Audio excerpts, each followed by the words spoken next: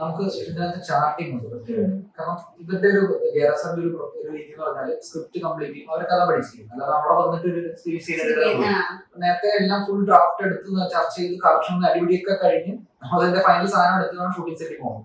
അവിടെ വന്നാൽ പിന്നെ പുതിയൊരു സാധനം ഉണ്ടാക്കുന്ന പരിപാടിയില്ല. അവർക്ക് കൃത്യമായിട്ട് ചാർട്ട് ചെയ്യും, ഓരോ സീനിൽ ഷോട്ട് എടുത്ത് അത് എടുത്ത് പോരാന്നുള്ളൂ. എഴുതി വെച്ച് കൃത്യമായ സാധനം എടുക്കുക, അവസാനിപ്പിക്കുക. ഞങ്ങൾ വെളുപ്പിന് 5 മണിയാകുമ്പോൾ ലൊക്കേഷനിൽ ജയറാസ് പഠിപ്പിച്ച പാഠമാണ്. ഞങ്ങൾ എല്ലാവരും ചെല്ലുന്നതിന് സാർ ലൊക്കേഷനിൽ തിരിക്കും. സാറിന്റേതായ മൊബൈലിലുള്ള സാറ് പലതും പ്രവർത്തിക്കും. അതുപോലെ വെളുപ്പിന് 5 മണിയാകുമ്പോൾ ലൊക്കേഷനിൽ എത്തണം, അത് ഞങ്ങൾക്ക് നിർബന്ധമാണ്. പിന്നെ ഞങ്ങൾ രാത്രി 9 മണി ഷൂട്ട് ഉണ്ടാവും. അത് ഇതിനകത്ത് സംബന്ധിച്ച് നമുക്ക് ആ ചാർട്ട് ഉള്ളത് കൊണ്ട് നല്ല പ്രഷറുണ്ട്. പക്ഷെ ഇത് ചിരിച്ചു കളിക്കുന്ന പറഞ്ഞാൽ ഇത്ര എളുപ്പമല്ല സംഭവം. നല്ല ടെൻഷനുണ്ട്, പ്രഷറുണ്ട്. പക്ഷെ ഞാൻ പറഞ്ഞതെന്ന് വെച്ചാൽ ഒരു ഹാപ്പി സെറ്റാണ് സൈഡസ്. അത് എല്ലാ സെറ്റും അങ്ങനെയല്ല, അത് ഡയറക്ടറിനെ ആശ്രയിച്ചിട്ട് ഒരു സാധനം. സിനിമയുടെ സെറ്റ് നമ്മൾ ഭയങ്കര തെറി വിളിക്കുന്ന ഡയറക്ടേഴ്സ്, ചൂടാവുന്നത്, അബ്യൂസ് ചെയ്യുന്ന സിനിമയുടെ പ്രഷറിനെ കാണിക്കുന്നത് അങ്ങനെ മോശമല്ല. പക്ഷെ ഈ പ്രഷർ തരുകയും എല്ലാവരും തെറി വിളിക്കുക, ശരിക്കും അങ്ങനെ പറഞ്ഞു കഴിഞ്ഞാൽ ആർട്ടിസ്റ്റിന് പെർഫോം ചെയ്യാനേ പറ്റില്ല. പക്ഷെ അങ്ങനെ ചെയ്താലേ ഇത് നന്നാവുള്ളൂ എന്ന് പറഞ്ഞിട്ട് തെറി വിളിക്കുന്ന ഞാൻ ഫസ്റ്റ് നിന്ന് അങ്ങനെ പേര് പറയണില്ല, അങ്ങനെ ഡയറക്ടർ കൂടെ ആയിരുന്നു. ഞാനൊരു പെണ്ണ് മാത്രം യൂണിറ്റിനൊക്കെ ആണുങ്ങളായിരുന്നു കേട്ടോ.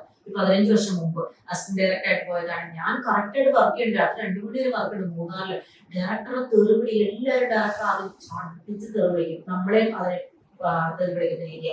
ഒരു യൂണിറ്റിലുള്ള ചേട്ടന്മാരൊക്കെ ഇങ്ങനെ പറയുമ്പോ നമ്മളോട് ഡയറക്ടർ ചീത്ത പറയുമ്പോഴൊക്കെ പരിഹസിച്ചിരിക്കുക, അങ്ങോട്ട് വരുമ്പോൾ കമന്റ് പറയാം. ഇവിടെ നിന്നൊക്കെ എനിക്ക് വാശിയായിരുന്നു. ഇവരൊക്കെ അന്നേരം ഒരു ക്യാമറമാന്റെ അസിസ്റ്റന്റ് ഉണ്ടായിരുന്നു, പേര് പറഞ്ഞു. അദ്ദേഹം എന്നെ സഹായിച്ചത്. അപ്പൊ അദ്ദേഹം അവരോട് പറഞ്ഞു, നാളെ ഏതെങ്കിലും നേരത്തെ സായി സിനിമ എടുക്കാൻ നിങ്ങളൊന്നും വിളിക്കില്ല, നിങ്ങളിങ്ങനെ പരിഹസിച്ചായിരുന്നു. ആ പരിഹാസമൊക്കെ ഞാനൊരു ചലഞ്ചായിട്ട് ഏറ്റെടുത്ത് വെച്ചിരുന്നത്. ഇങ്ങനെയൊക്കെ ഒരു പെണ്ണുങ്ങളോടും പെരുമാറുണ്ട്. പക്ഷെ ഇന്ന് അങ്ങനെയായിരുന്നു. ഇതൊക്കെ യൂണിയനൊക്കെ വന്നപ്പോഴേ പെണ്ണുങ്ങളോട് ആരും മനുഷ്യനെ പെരുമാറാനില്ല, ആരും അങ്ങനെ പരിഹസിക്കാൻ പാടില്ല. സായിലക്ഷ്മി ചേച്ചി എന്ന് പറഞ്ഞാൽ ഒരു ശക്തി പിന്നിലും മുന്നിലും പ്രവർത്തിക്കുന്നതുകൊണ്ട് നമുക്കിവിടെ സ്വാതന്ത്ര്യമുണ്ട്.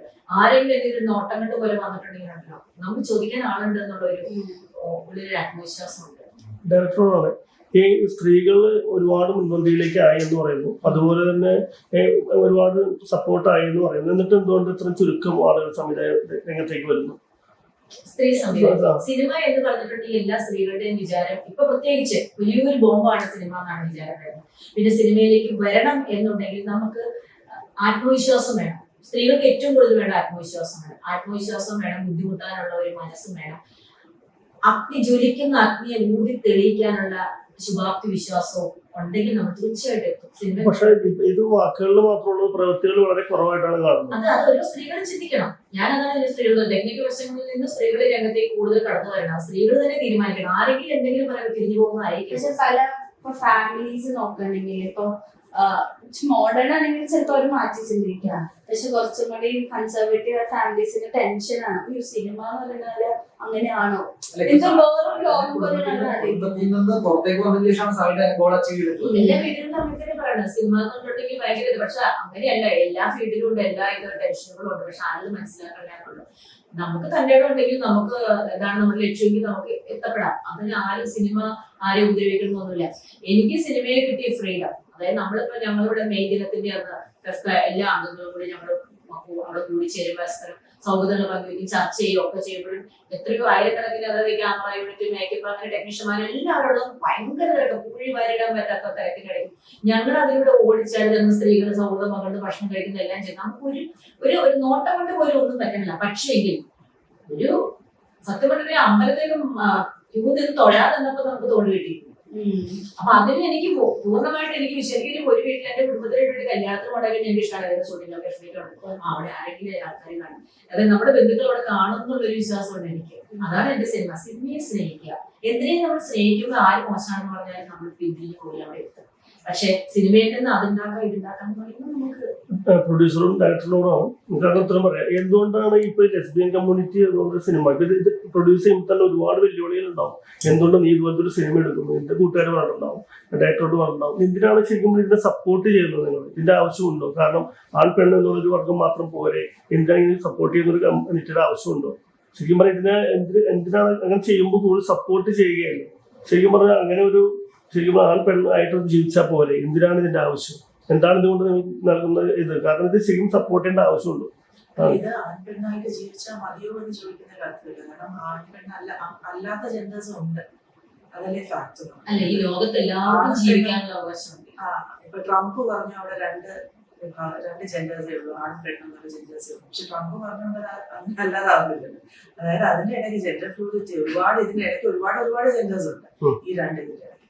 അപ്പൊ അതിനെക്കുറിച്ച് അത് നടക്കുന്നൊരു കാര്യമാണ് ഇവിടെ പറഞ്ഞിരിക്കുന്നത്. നമ്മൾ പൊതുവെ നോക്കുമ്പോ നമ്മുടെ കൾച്ചർ, ഇപ്പൊ കേരളം വെച്ച് നോക്കുമ്പോ കൾച്ചറിൽ ഭയങ്കര ഇമ്പോർട്ടൻസ്, നമ്മുടെ സംസ്കാരം അങ്ങനെ മുറുകെ പിടിക്കുന്നത് നമ്മൾ ആരാണ് മലയാളീസ് എന്നൊക്കെ പറയാം. അപ്പൊ ഇപ്പൊ ഈ ഒരു കാര്യങ്ങൾ പറയുന്നത് കൾച്ചർ വെച്ച് നോക്കുമ്പോഴും തോട്ട്സ് വെച്ച് നോക്കുമ്പോഴും നേരെ ഓപ്പോസിറ്റ് ആണ്, കോൺഫ്ലിക്ട് ചെയ്യുന്ന ഒരു ഇതാണ്.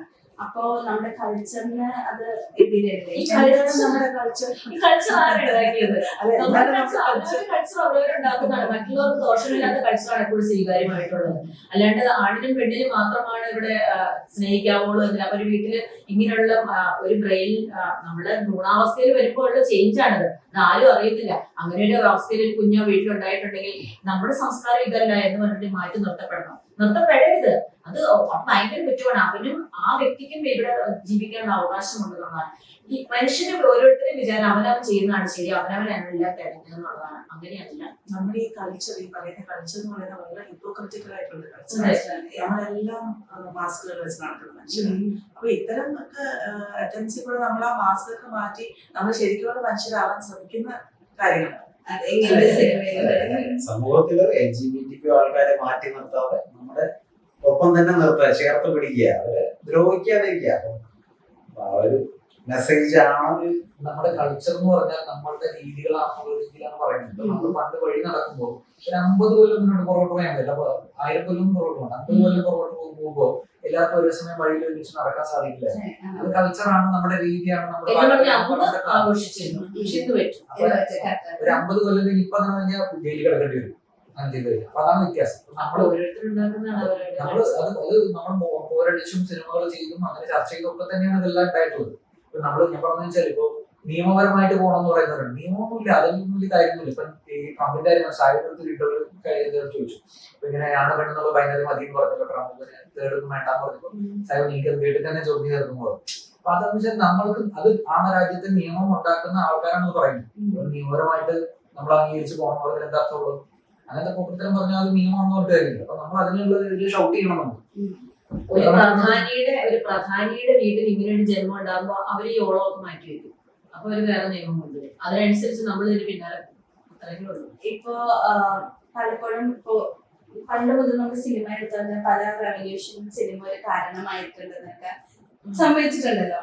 അതേപോലെ ഇത്തരത്തിലുള്ള സിനിമകൾ വന്ന അങ്ങനെ ഒരു മാറ്റത്തിനും എല്ലാവരും അക്സെപ്റ്റ് ചെയ്ത് തുടങ്ങും, പൂർണ്ണമായി അക്സെപ്റ്റ് ചെയ്ത് തുടങ്ങുന്ന വിശ്വാസമാണ്. സിനിമ കൊണ്ടൊരു വലിയ റെവല്യൂഷൻ ഉണ്ടാവുമെന്ന് എനിക്കറിയില്ല. പക്ഷെ ഈ സിനിമ കണ്ടു കഴിയുമ്പോൾ നമുക്ക് അറ്റ്ലീസ്റ്റ് നമ്മുടെ ചുറ്റുമുള്ള മനുഷ്യരോട് കുറച്ചുകൂടെ ഒരു എമ്പത്തി ആയിട്ട് ബിഹേവ് ചെയ്യാൻ, നമ്മളെ പോലെ അല്ല എല്ലാവരും, അങ്ങനെ അല്ലാത്തവർക്ക് ജീവിക്കാനുള്ള ലോകമാണിത്, നമ്മളെ മാത്രമല്ല ഈ ലോകം എന്ന് എങ്കിലും നമുക്കൊന്ന് ചിന്തിക്കാൻ പറ്റിയാൽ അത് തന്നെ ഒരു വലിയ സിനിമ കൊണ്ട് ആർക്കും ഒന്നും ഉണ്ടാക്കിയെടുക്കാനോ അല്ലെങ്കിൽ ആർക്കും അങ്ങനെ ഒരു സംസ്കാരം ഉണ്ടാക്കിയെടുക്കാനോ സാധിക്കില്ല. സിനിമയായിട്ട് തന്നെ കാണും. പിന്നെ ആ ഒരു ലെവലിൽ കഴിയുമ്പോൾ അടുത്ത സിനിമയിലേക്ക് പോകും, അത്രേ ഉള്ളൂ. പക്ഷെ നമ്മുടെ ആശയങ്ങൾ നമ്മൾ ജനങ്ങളിലേക്ക് എത്തിക്കാം നമുക്ക് പറ്റുന്ന രീതിയിൽ. അതാണ്.